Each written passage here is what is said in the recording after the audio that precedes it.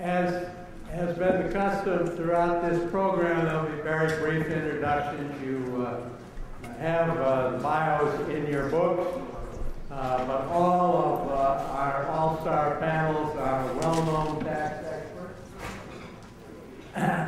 First is Martin Feldstein, who is the George Baker Professor of Economics at Harvard, former CEA head and former head of NBER.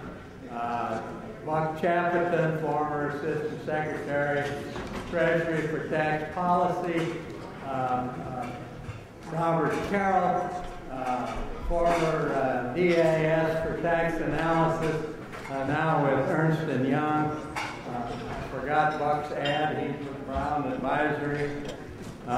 Bill Gale is the Miller Chair for Federal Economic Policy at the Brookings Institution.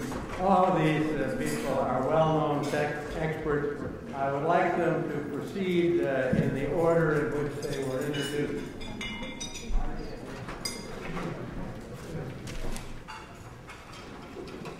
Well, although this is a panel about taxation, I really am talking about government spending.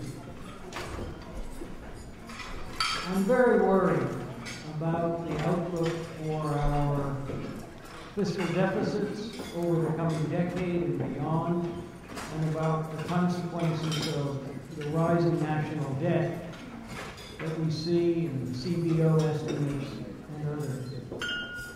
To avoid that kind of an explosion of the national debt or the impossibly large increases in tax rates that are implied by the spending side of the budget, including the entitlement program, if we're going to do that, we're going to have to reduce the growth of spending. Some of that requires, as several people have said, fundamental reforms in the financing of Social Security and Medicare. But today, given my assignment, I'm not going to deal with those issues. But my key point is one that Maya made very, very eloquently, and that is to reduce government spending, Congress has to look beyond the direct cash outlays in the budget. Most federal non-defense spending now, excluding Social Security and Medicare, is now done by the special tax rules that we call tax expenditures. These tax expenditures provide subsidies and deductions, exclusions, and credits that substitute for the direct outlays. Let me just give you the key numbers. Although outlays for non-defense discretionary programs now total 4% of GDP, 4%. Government spending through tax expenditures exceeds 6% of GDP. So that's where the spending is. It's in the tax expenditures and not in the annually appropriated discretionary program. The Treasury Department estimates that the sum of all of the tax expenditures now exceeds $1 trillion a year. So if we're really serious about reducing government spending, we have to focus on reducing these tax expenditures. Maya said that we ought to put tax expenditures in the budget. And I thought about what that would mean quantitatively. Right now, we say the outlay side of the budget for domestic programs other than Social Security and Medicare represents 4%. But what we really ought to say is that it's 10%. 4% of it through outlays, 6% of it through tax expenditures. So that ought to be the target for those who want to reduce government spending. And similarly on the tax side, when Maya and the co-author talked about having a 22% of GDP revenue in the future, if we don't reduce tax expenditures, the right way to think about that is that revenue is 28%, 22 plus the 6% from tax expenditures. 6% of which we give back to the tax expenditure side. So I think putting it in the budget and saying that our spending is not just the outlay side, but the outlays plus the tax expenditures would be very helpful as we think about it. I think when this is well understood, it should be appealing to both Republicans and Democrats. My Republican friends say that if we're going to shrink deficits, we have to cut spending. My Democrat friends say that if we're going to shrink deficits, we're going to have to raise revenue. Well, cutting tax expenditures does both. It does both simultaneously. It reduces spending programs and it increases revenue. But here's the key point. Unlike other kinds of revenue increases, unlike raising marginal tax rates or changing the tax rules for dividends and capital gains, cutting back on tax expenditures doesn't increase marginal tax rates. It doesn't reduce incentives to work, to save, to invest, or to take risks. So I think it is the right way to raise revenue, and as you heard in the numbers that I indicated, it's the really only way to achieve significant reductions in spending. Of course, every tax expenditure has its advocates, its defenders. There's a rationale for every one of them, just as there is for every part of the outlay budget. But if we're really serious about reducing spending, we do have to tackle tax expenditure. Well, is it politically possible to do so? I think the answer is yes, and the historic record shows us that the answer is yes. Recall that reducing tax expenditures was a very key part of the Reagan-O'Neill Tax Reform Act of 1986. Before that legislation was passed, tax expenditures were 9% of GDP, and after it was brought down by 3 full percent of GDP to 6% of GDP. Of course, cutting tax expenditures is difficult, and yet Congress has done it in a variety of ways. We have limits now on mortgage deductions. We have taxes on unemployment insurance benefits. We have limits on the exclusion of employer payments for life insurance. We have eliminated completely the deductions for state and local sales taxes. So Congress has chipped away at tax expenditures. In short, I think reducing tax expenditures, while not easy, the historic record tells us is doable. So how should we do it? Well, in a recent Wall Street Journal article on tax expenditures, I suggested that the way to do it was to have a gradual, proportional reduction of tax expenditures. For example, to start by limiting the deduction of the local property tax to 90% of the taxes paid, then to 80% and so on, down to a level of 50% of the deduction. The key features of this approach are limiting but not eliminating the tax expenditure and reaching that limit gradually. But I've been thinking recently about another approach based on discussions that I've had with Maya and using the NDR's tax calculations. This idea is to limit each individual's allowable tax expenditures to a given percentage of that individual's AGI. Limit their tax expenditure to a percentage of their AGI. And I've been experimenting with this idea, looking at the tax expenditure reductions that would result if we focused on all of the itemized deductions, plus the exclusion of employer-paid health insurance. None of these would be eliminated, none of them would be specifically cut, but the total amount of tax expenditures from all of these sources that any individual could get would be limited to a percentage of AGI. Well, what would that mean in terms of dollars? The tax expenditures that come from personal deductions plus the exclusion of the employer-paid health insurance represent about 40% of all tax expenditures. So if one completely eliminated them, which I underline, not suggesting, if one did that, that would raise $350 billion a year. But if instead we limited each individual's tax expenditures from these sources to 5% of that individual's API, that would raise $85 billion per year at the 2009 level that we could simulate. If you limited each individual's tax expenditure to 3% of AGI, that would raise $160 billion a year at the 2009 level.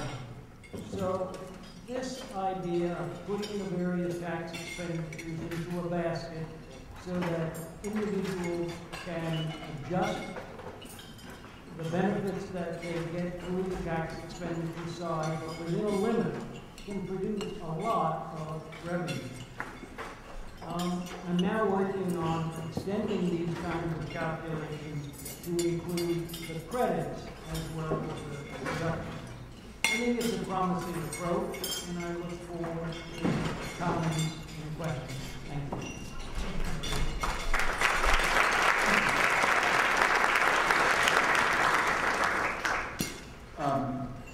We're going to, Bob Carroll and I are going to talk a bit about fundamental tax reform.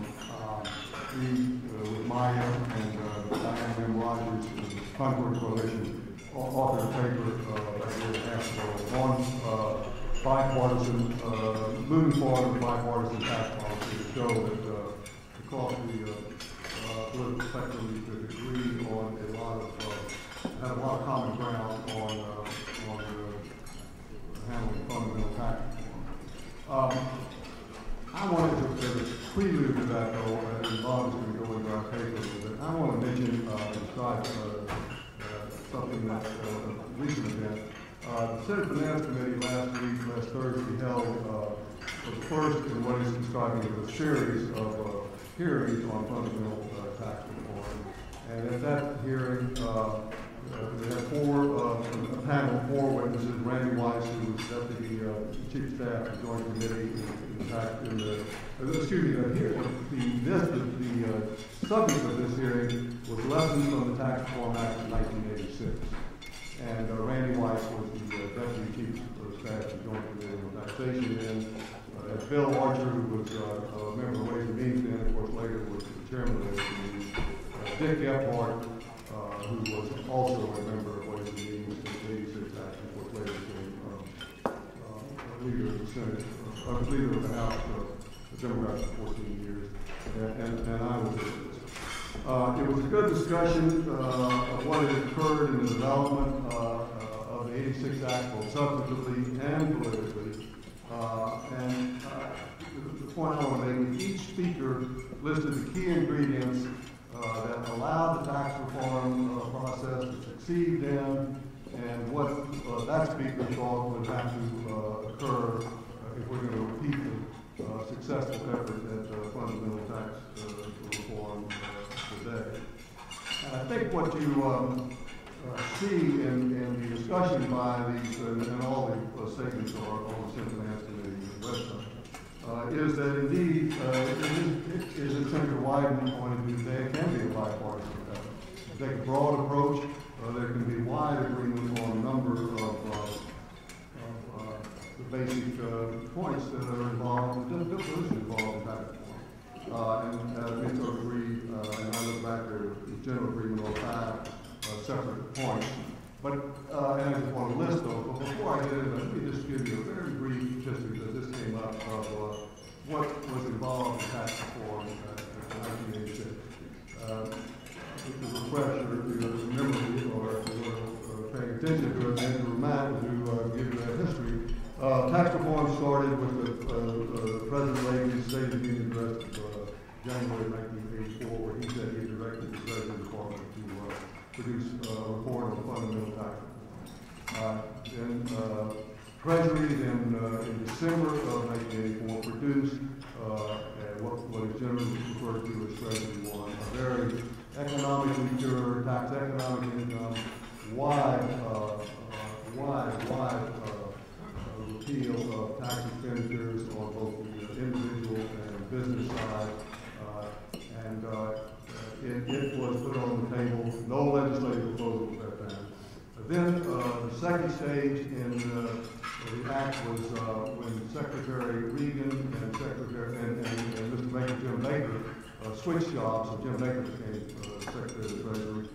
Then in May of '85, the Treasury made a legislative proposal for tax reform, which was generally called Treasury 2. It was not as pure a document as Treasury 1, but it was still a very landmark document called quite fundamental reform and quite broad repeal of tax, the reduction of tax expenditures. The next step was the Ways and Means Committee bill in December of 1985, and that basically was a so-called corporations bill. Very few tax expenditures for individuals were reduced, but a lot of benefits for corporations and investment, particularly the repeal of the investment tax credit and the cutback on accelerated depreciation. The next step was the Senate Finance Committee bill in May, I believe, 1986, and that was the reverse of the Ways and Means bill. It saved basically all the benefits for business, corporate America, and reduced tax expenditures for individuals. It did, however, come up with a tax rate of 33% for corporations and 27% for individuals. And that really caught fire. That bill was reported out unanimously by the Senate Finance Committee, and it passed the Senate by a vote of 97 to 3. It does indicate just how bipartisan an effort was involved, and it sort of switched it really clicked on the game plan, and from there on, tax reform sort of status quo, and those trying to defeat it were going to have to defeat the status quo. The final result was in August of '86. The Conference Committee agreed on a bill that took part from the House and part from the Senate, and of course it cut tax expenditures, as Marty described, significantly. And it also had a major transfer of tax liability from corporations to individuals. From individuals to corporations. The witnesses last week sort of agreed on 5 major things. First of all, any tax reform effort has got to be revenue neutral. You cannot sell a major reform of the tax system to the American people if you say, by the way, I'm going to raise your taxes in the process. It also, we agreed, should be distributionally neutral.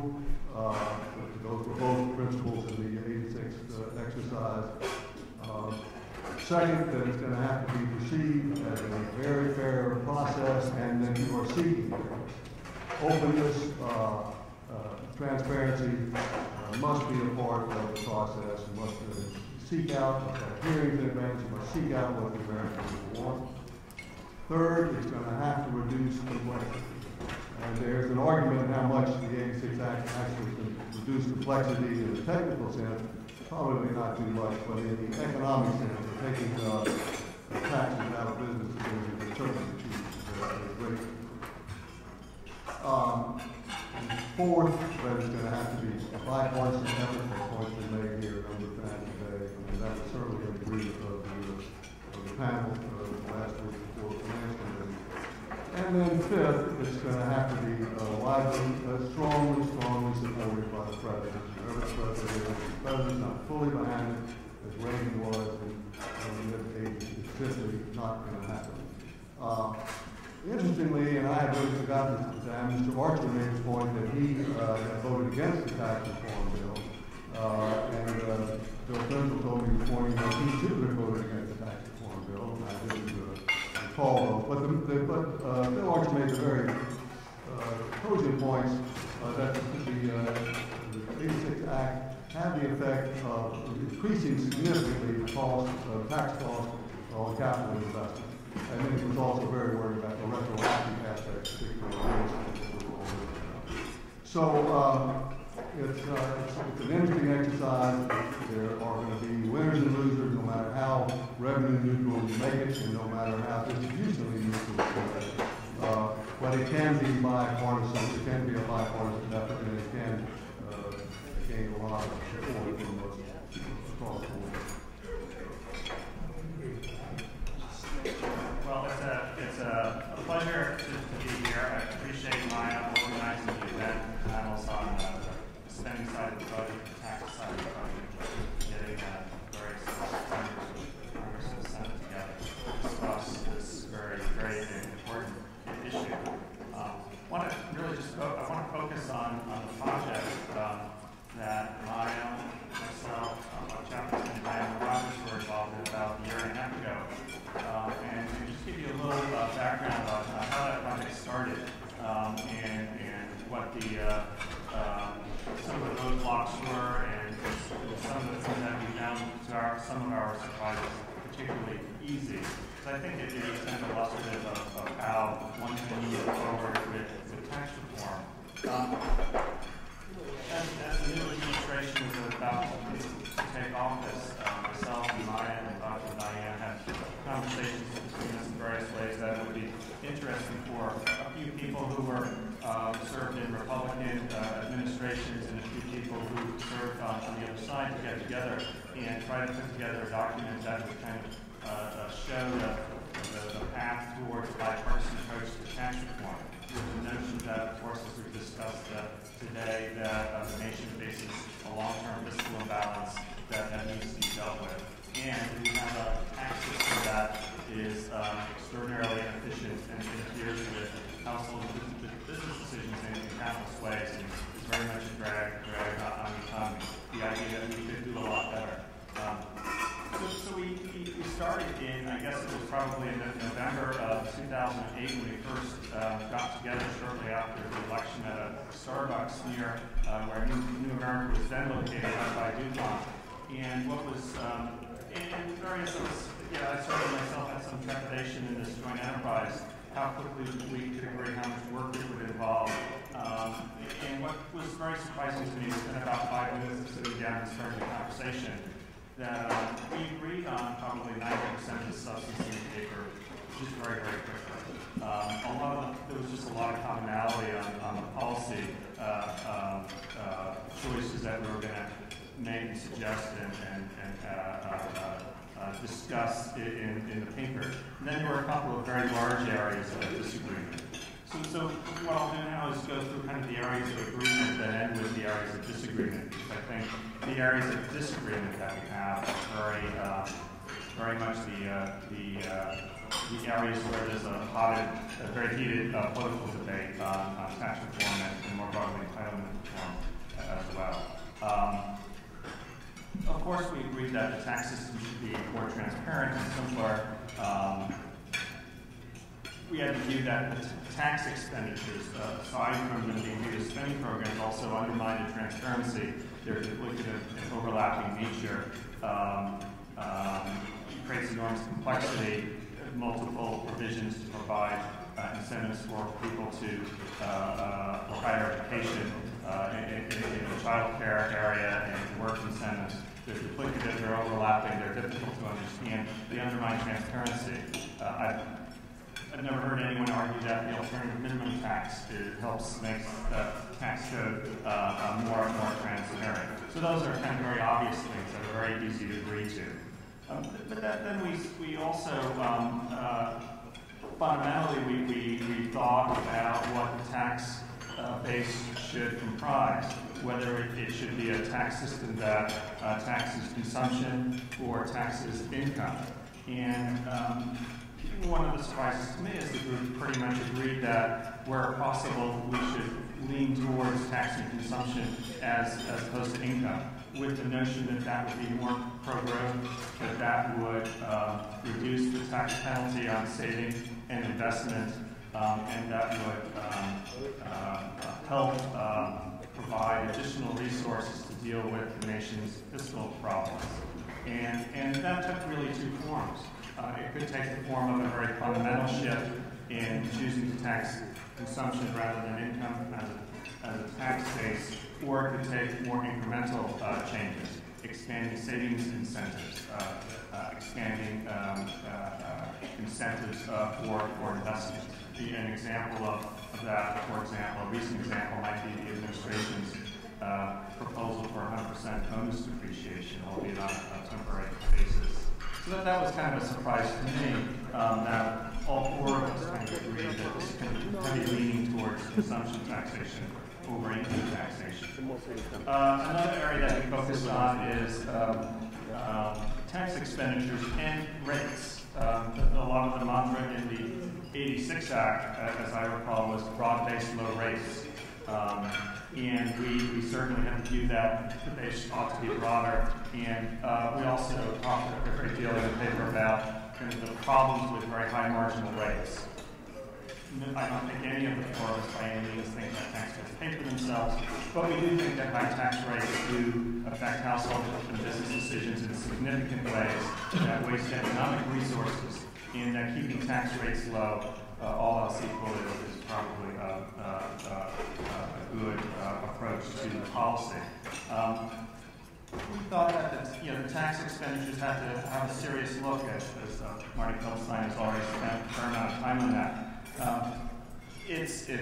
However, it is, we highlight the exclusion for employer-sponsored health insurance in the paper and the home mortgage deduction. I would point out, as part of that discussion, building on expanding on some of the discussion this morning, however, that what's interesting about tax expenditures is most of the money in tax expenditures is in just the top 4 or 5 tax expenditures. The largest tax expenditure is the exclusion for employer-provided health insurance. The second largest, depending on how you think about tax expenditures, might be the preferences for saving, IRAs, 401ks, defined benefit plans. And then behind that, you have the home mortgage deduction, the deduction for state and local taxes, and the charitable deduction. These 4 or 5 tax expenditures aren't low-hanging fruit. They're not middle-hanging fruit. They're probably not high-hanging fruit. I had a conversation at the table as this was being discussed this morning. They're probably a lot more like broccoli than they are fruit. They're very, very difficult to tackle.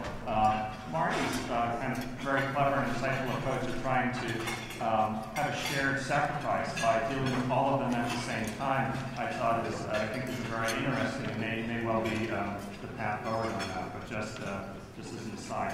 So anyway, taking on tax expenditures is a very important consideration. Another topic that we focused on is business taxation. This is a topic that comes up somewhat indirectly in discussions of tax reform. Most of the money is on the individual, in the individual income tax. It's in the big tax expenditures. It's in the rates, and that's where a lot of the discussion focuses when one's talking about entitlement reform.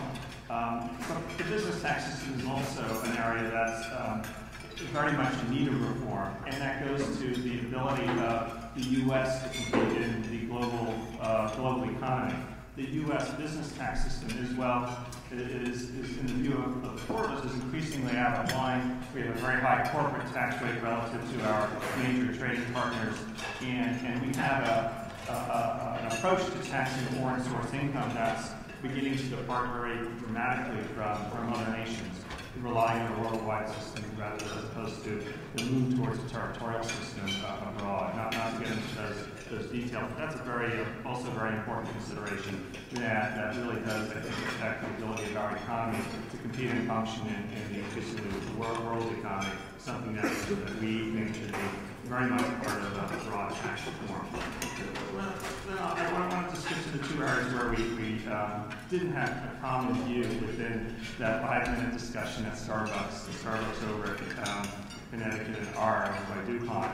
And that was we didn't agree on what the revenue objectives of our paper should be. There were some of us who thought we should raise more revenue, others of us who thought that that's not something the paper should necessarily comment on, that was a very difficult issue. The approach of some of us was that what we should do is put forward ideas that we think would define a path towards a tax system that would raise revenue, for every dollar revenue raised would do so in a more efficient manner as opposed to raising additional revenue. I think that is very, whether we, we didn't want the paper to be about the size and scope of government. What should be the right size of government. That's something that we thought is best left to the political process in members of Congress, in the Senate, and elections. The other thing we didn't agree on is the distribution, whether the tax code or the distribution of the tax burden should be more progressive, or whether we have the right level of progressivity, or it should be less progressive. That's another area where, again, we thought as policy analysts, we were very comfortable saying exactly how progressive the tax code is today. We can say exactly whether it's more or less progressive relative to 10 or 20 years ago, but it's very difficult to say what is the right level of progressivity. Again, an issue that's left up to the people who are actually elected to office. But what was particularly surprising to me, just to kind of very summarize, is how easy it was for us to agree on the broad, not only the principles, but also some of the very important policy particulars. And I'll turn it over to Bill. All right, thank you, Bob. Thank you, Bill. Thank you, Ryan. The hard thing about going last is that most of the intelligent things have already been said. The good thing is that I see some of you are now getting your coffee, so maybe you'll be awake and ready to hear all this. I have to start with an aside, and Bob said basically there was a lot of agreement in this group except on how much we should raise in taxes and who should pay those taxes. Other than that, we're pretty set. And let me just, it reminded me of a joke from the 1990s that I'll just pitch in here. So Bob was talking about 86, I'm looking back to the 90s, where President Clinton goes to speak to the Pope. And there's all this word that they fundamentally disagree about stuff. And they have this conversation, and the president comes out to the press conference and says, "We had a great conversation. We agreed on 80% of everything we talked about." And he heads off to his plane and heads back to the United States. And the Pope comes out and says, "Oh, it was such a troubling conversation. We disagreed on 20% of the stuff we talked about." And the reporters say, "Well, Your Holiness, the president seemed to think you agreed on almost everything." The Pope said, "Yes, but we were talking about the 10 Commandments." And so, disagreeing on 20% of the issue can be a pretty big disagreement. There's another joke that I think is actually also applicable here, that an inmate in a jailhouse who says, "You know, the food here is really bad." And the other one says, "Yeah, there's not enough of it." And that's sort of the situation we face in the tax code right now. The taxes we have are really bad, and we don't have enough of them. We need more taxes to close the fiscal gap. So I'm going to jump in where Bob and his group, the Bob and Buck and his group, did not want to jump in and talk about ways to raise revenue. And in particular, I want to talk about 3 ways to raise revenue that will actually help the economy. And I want to underscore that these are ways that could actually help the economy in the long run, if not the short run. The first one, of course, is tax expenditures, and everyone has talked about that. I just want to highlight real reform of the tax system starts with the tax base. We talk about rates all the time, but all the action is in the base. If you want a simpler system, you need a clean base. If you want a fairer system, you need to tax different forms of income at the same rate, different types of consumption at the same rate. So you want to get rid of the loopholes. If you want to get taxes out of people's choices about how to allocate resources, you want to get rid of subsidies for particular sectors or types of activity.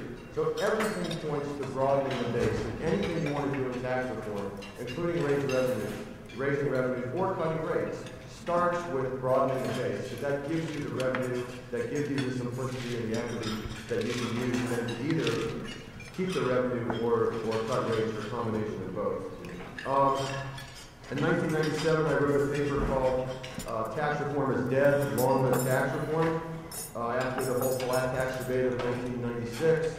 And the point was precisely that what we should do is broaden the base, at that time lower the rates, and then propose converting the itemized deductions to 50% refundable credits. There are, of course, other ways to do it. I'm not wedded to that proposal. I very much like the notion of just shaving everything by 10 or 15 or 20%, sort of the shared sacrifice. I will say there's an issue here in framing. When Marty says limiting aid deductions or tax expenditures to 5% of AGI, we all kind of nod our head and say, yeah, that seems like a good way to do it. And then when Bob says the AMT makes the tax system less transparent, be clear, what the AMT is doing is limiting people's use of deductions. So I agree with both of those statements, both what Marty said and what Bob said, but the framing issue here is very important. And how we get to reduce tax expenditures without people thinking of it as an AMT-like adjustment, I think is an important challenge for the politics of the debate. So anyway, point one is tax expenditures. Point two is energy taxes. The only reason, or the main reason, energy taxes look like they hurt the economy is because we do not include in our measure of output the quality of the air we inhale, the water we drink, the effects of global climate change on our welfare. If we had an expanded measure of welfare that included the environment and how it affected us, we would see that taxes on dirty energy, which cut back on pollution, which maybe help global warming, would provide benefits. So the fact that we don't include those things in GDP doesn't mean those benefits are not there. Just like not including tax expenditures in the outlay budget doesn't mean the tax expenditures aren't there. Those benefits are there from a cleaner environment. We just don't count them in GDP. So the obvious thing to do on the energy side is to raise the gas tax. There's a lot of money in the gas tax. If you raise $1 a gallon, you raise a little less than 1% of GDP in revenue. To put that differently, if you raise the gas tax by 25 cents a year for 10 years, you'd be talking about 2% of GDP in revenue. That's an enormous amount of money. It's almost as much as the corporate tax rate is right now. Now, the objection to the gas tax is it's not a broad enough base. What you really want is a carbon tax. So my answer is yes, but let's not let the perfect be the enemy of the good. Let's ratchet the gas tax up. As soon as we get that carbon tax set up to tax all dirty energy, we can reduce the gas tax back down. I'd be fine with that. In the meantime, taxing energy is a source of both revenue and environmental help that I don't think we can afford to pass up. The third area, of course, is the consumption tax. Out on the table is a paper that I wrote with my colleague Ben Harris discussing how a value-added tax would work. The great thing about a value-added tax is that it's not some newfangled thing that we'd be the first country in the history of the world ever to be experimenting with. It's the most well-used tax in the world. Over 100 countries, probably 150 countries use it. All industrialized countries use it besides us. It generates a significant amount of revenue, some of which could be used to reduce other revenue sources, some of which could be used to tackle the deficit. So let me close with this point, with a couple of points. One is, people keep talking about low-hanging fruit. All right? We should not think of ourselves as looking for low-hanging fruit. We should think of ourselves as holding an axe. And if we need to cut down the trees to get to the high-hanging fruit, that's what we're going to have to do. We have enormous fiscal gaps. If we constrain ourselves to stuff that is currently politically realistic, we will never reach a solution, because there is no solution right now there's nothing that's politically realistic that constitutes a solution. Right? That doesn't mean that we won't ever get to a solution. It just means in order to get to a solution, something that we currently think of as impossible has to happen. Right? That's happened in the past, and as the Congressman spoke earlier, as people begin to understand the situation and understand the ramifications of not moving forward, one can expect hearts and minds to change. The other thing I just want to add, though, is from a tax reform side, and probably spending reform side too, we've had one major tax reform with emphasis on reform. We've had a lot of tax bills. We've had one major tax reform in the last 50 years. And it's a sad thing to say, but the favorite indoor sport of tax economists is actually designing tax reform plans, not what the favorite indoor sport of most other people is. So everyone's got their perfect tax reform plan, their perfect tax reform idea. I think as a group, we have to let go.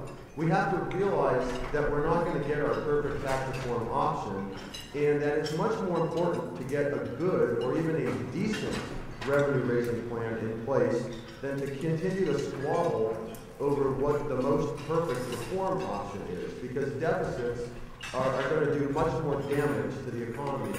And we can talk about this as well. We should devise good plans, even if we can't get the perfect tax reform that we all want, we all find a way for on paper.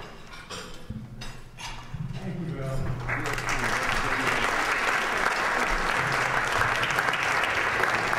I'm handling the questions in the same way, and we'll appreciate if you can state them briefly. You can address them to a member of the panel, but multiple members have comment.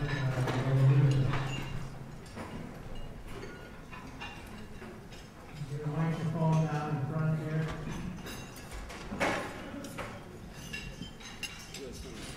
Has there been any discussion about applying value-added taxes to financial transactions?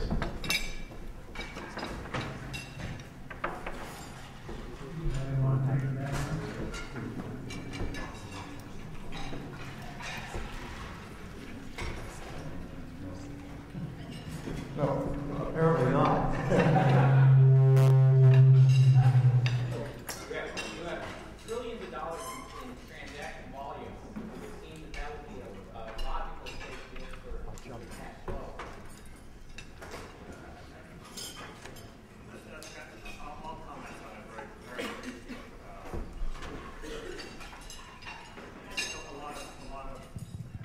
A lot of policy types tend to approach taxation from trying to actually broad-base tax income or consumption or some hybrid to pure tax and some tax very much like a consumption tax, depending on how you think about it. And I think one of the difficulties with kind of fee-based taxes or turnover taxes is they may raise lots of revenue, but they can be very disruptively to lots of cascading. I think if you turn the clock back to where the BATs in Europe came from, they came from largely turnover taxes, and the BATs were enacted as a way of replacing those turnover taxes. I'm not saying what you're describing is necessarily a turnover tax, but I think that's one of the considerations one wants to probably keep in mind. What is it you're trying to tax? What is it you're trying to achieve? Are you trying to have a broad base where you're trying to have a sense of shared sacrifice, where you're taxing consumption, you're taxing income, or are you're trying to affect other things? Anybody else? Marty? I think experience with financial taxes and with the analysis of financial taxes suggests that they distort the way those markets work. Britain has a financial turnover tax in part, and what it does is it leads to a transformation in the way in which a lot of financial transactions occur in order to avoid the tax. If you put a tax on financial transactions, some call it a token tax, in one country you drive transactions to others. So the large banks that are multinational, the way they operate. We have it, but the British and Germans and Hong Kong and Japan don't also have it, then they will route their transactions through those markets. So I think it's a direction that rightly isn't being considered. Thank you. Buck Chapman made the point that strong presidential support is essential to pushing through a major tax reform package. President Reagan's approval rating hit 68% in May of the year he signed that agreement. Of course, President Obama's is close to 40%. Is that going to be a problem going forward? Let me guess. Yes. How much of a problem? How much? Well, I think a really starting point question if you're to do try to do fundamental tax reform is how unhappy people are really now with the tax system.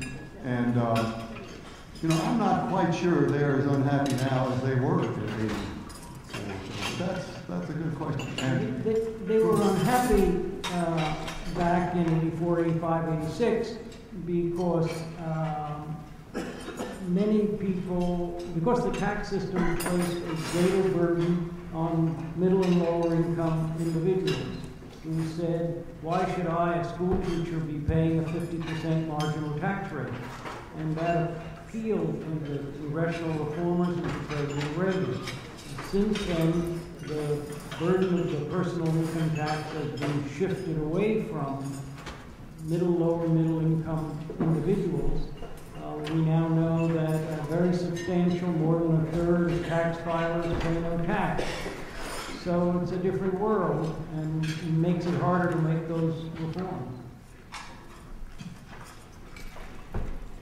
We have a question in the back. Robert Trevor, international investor. Quickly, two panels. I haven't heard much discussion about corporate taxation. If there's been one fundamental shift in 40 years that we've recognized, it's the burden has largely fallen on the individual taxpayer. Do we see any efforts in any of these reform packages to address the many credits that enable corporations not to pay those taxes?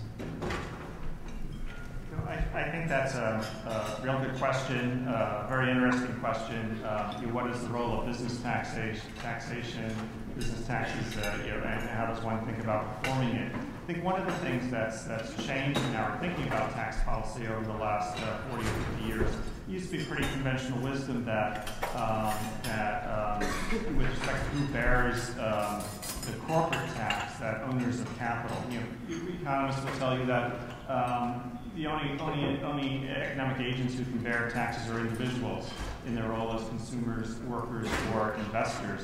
It used to be fairly widely held that the corporate income tax was borne by owners of capital. I think that thinking has shifted quite a lot in the last 10 or 15 years. There's much more of a sense that a substantial portion, certainly perhaps not all, but a substantial portion of corporate taxes are borne by workers as opposed to owners of capital. And there are very dramatic reductions in corporate tax rates we've seen abroad in Europe with our major trading partners, where the U.S. corporate tax rate since the '86 Act hasn't changed very much. It went up a little bit in '93 from 34% to 35%. It in effect came down a little bit with the manufacturing deduction put in place in the early part of this decade. But abroad, corporate tax rates have come down between 30 and 40% from the mid 1980s, and that's regardless of how you measure it. And so there's been a sea change in corporate taxation abroad, and there's some empirical research that suggests that sea change is in part driven by the idea of competition across countries, some countries lowering their corporate tax rates, other countries then following, and the idea that that competition is being driven by flows of capital across the nations in response to those corporate tax rates that has effects on real wages of workers, that ultimately these changes in corporate tax rates are affecting real wages that workers receive, living standards. And that's something I think we have to be very, very well aware of in a kind of increasingly global economy. Anybody else? Next question.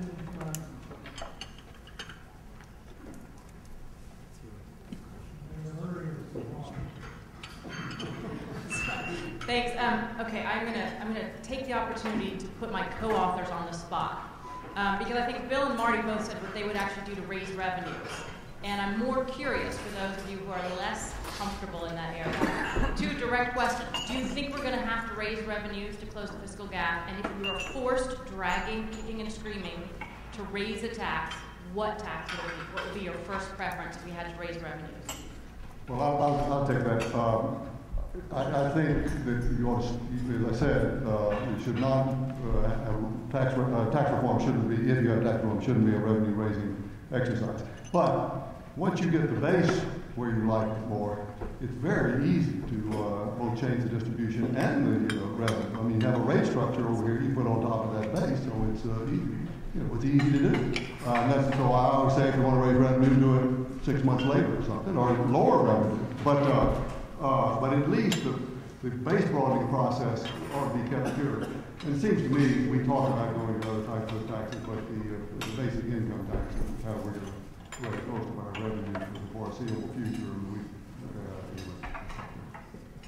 I just add to that, yeah, I pretty much agree with what Buck just said, that I think first and foremost you want to decide on the base. Is it an income, consumption, tax base? What is the mix? Tax expenditures are obviously an issue, but again, it's very politically difficult to tackle the tax expenditures when most of the money is in the top 4 or 5, and they are extraordinarily politically sensitive. And that, I think, comes to my kind of the last point. This point has been raised constantly throughout the day, is this sense of shared sacrifice. I think you have to have everything on the table in order to move tax reform or entitlement reform forward, that everyone has to have a sense that they have a stake, and with any revenue neutral tax reform, you have winners and losers. With a tax reform that raises revenue, obviously you have more losers than you do winners, and that just makes it increasingly difficult. So I think you really do have to have everything on the table at once, and move forward from there.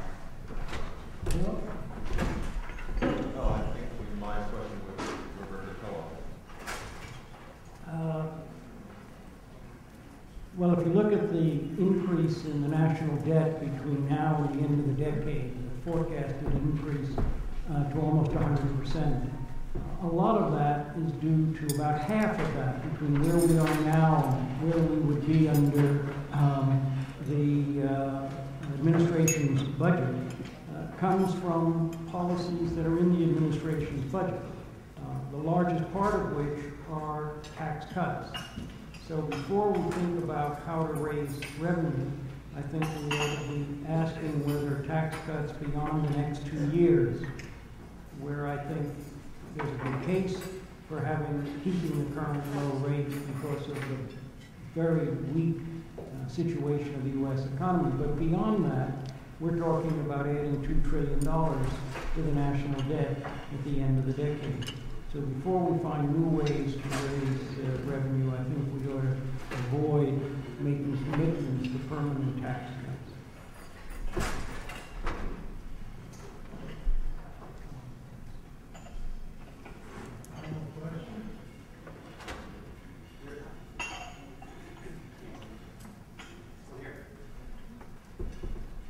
Hi, thank you all. My name is Andrew Hahn from Washington Analysis, and I just had a quick question.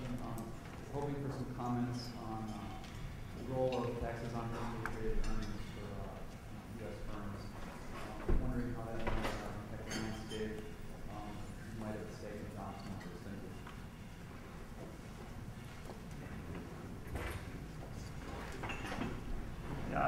guess I'll take that one. Yeah, my comments on the business tax system, that question kind of falls into that general area. I think one has to take a pretty hard, I think we ought to be taking a very hard look at our business tax system. I think we need to think about our business tax system in the global environment where we very much, it may be very desirable for U.S. multinational companies to be able to compete in the global marketplace. Some company is going to build tractors in China, and it may matter a great deal to us in terms of which companies build those tractors. And so I think when we think about our system for taxing foreign source or international income, we have to think about it through that lens. And we have to be very aware of that and very cognizant and think about it from the perspective that U.S. companies are competing with companies in other countries that have very different tax systems, where we tend to rely on a system that taxes on a worldwide basis as opposed to just looks at the water's edge. And we have a high corporate tax rate relative to most other nations. Among the OECD, we have the second highest corporate tax rate, only exceeded by Japan.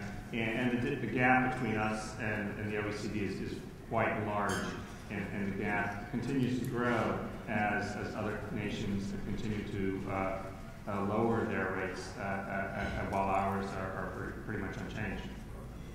Just a couple of comments on that. One is we had a repatriation holiday earlier in the decade where corporations got very low tax rates for a temporary time period to repatriate funds.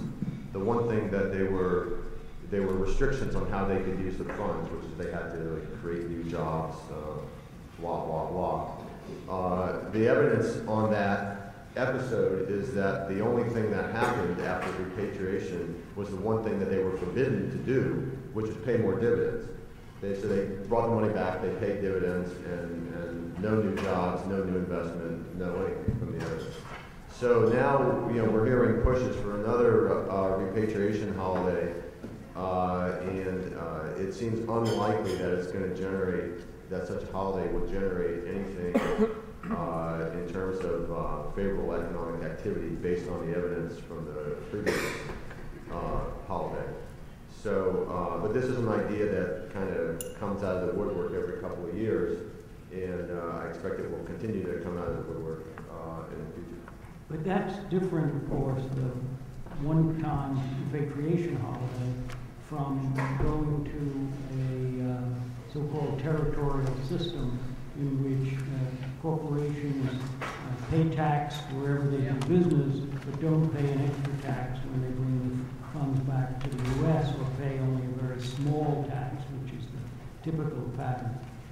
We're the only country now. Japan has just joined every other OECD country in moving to a so-called territorial tax system, in which profits earned abroad when brought back to Japan are not subject to Japanese corporate income tax.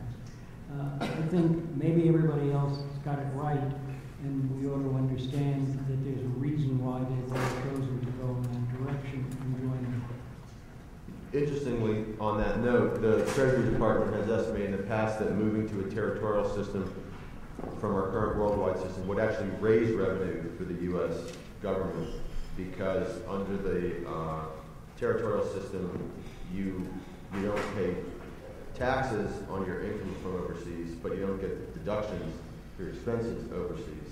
And the nature of corporations' ability to, the territorial system essentially reduces their ability to shift deductions into high tax jurisdictions, so it actually would raise revenue for the U.S. I think the other point to make is there are kind of canonical worldwide and territorial systems that exist on paper, but no country has a canonical either type of system. All countries are kind of in the middle, and there's different treatment of passive income and stuff like that. And I don't know what the right answer is. I'm sort of sympathetic to what Marty just said. Maybe we should try territorial, but it's not going to be a major transformation in the way corporations do business with the U.S. government. Bill's point is a very important one. about the way it's designed because we ask corporations to allocate their interest deductions and other home office overhead deductions between domestic and foreign activities. But other countries in Europe that have a territorial system don't do that allocation.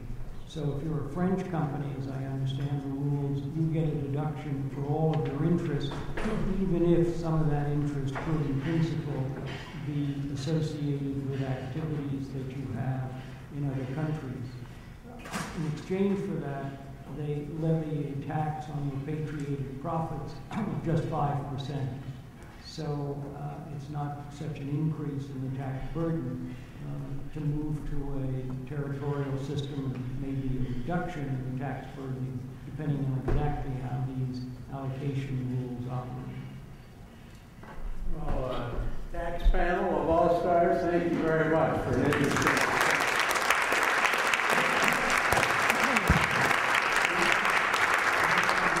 Ladies and gentlemen, that concludes today's program. The Committee for a Responsible Budget is going to continue to try to drive the policymakers of this country toward deeper and more constructive debate.